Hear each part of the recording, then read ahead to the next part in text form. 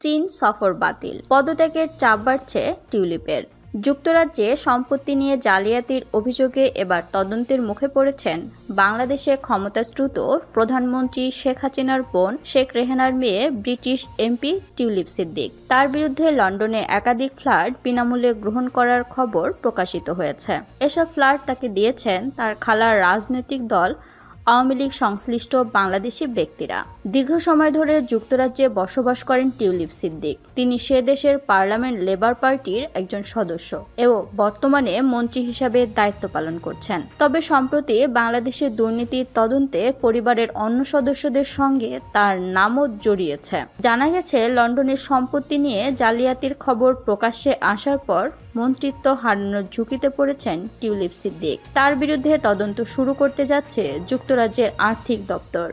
আজ সোমবার ব্রিটিশ সংবাদ মাধ্যম দ্য টেলিগ্রাফ জানিয়েছে, টিউলিপ সিদ্দিকের নির্ধারিত চীন সফর বাতিল করা হয়েছে এবং তিনি প্রধানমন্ত্রীর নীতি উপদেষ্টার কাছে নিজেকে পেশ করেছেন। প্রতিবেদনে বলা হয়, যুক্তরাজ্যের অর্থ মন্ত্রণালয়ের অর্থনীতি বিষয়ক মন্ত্রী হিসেবে আর্থিক খাতে দুর্নীতি বন্ধের দায়িত্বে আছেন টিউলিপ। সে হিসাবে চলতি সপ্তাহে চীনে যাওয়া ট্রেজারি প্রতিনিধি দলে যোগ দেওয়ার কথা ছিল তার, তবে এখন তিনি যুক্তরাজ্যে থাকবেন। ব্রিটিশ প্রধানমন্ত্রী নীতি উপদেষ্টা স্যার লরি ম্যাগনাস টিউলিপ সিদ্দিকের বিরুদ্ধে ওঠা দুর্নীতির অভিযোগ তদন্ত করবেন।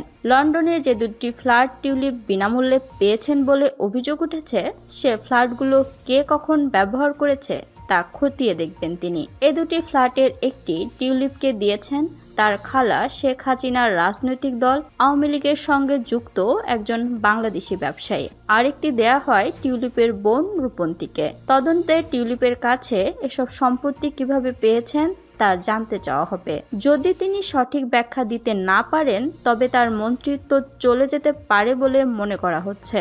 টিউলিপ বলছেন এসব সম্পত্তি অবৈধ নয়, তবে কিভাবে এই সম্পত্তি পেয়েছেন সে প্রশ্নে তিনি একবার এক এক রকম দাবি করেছেন।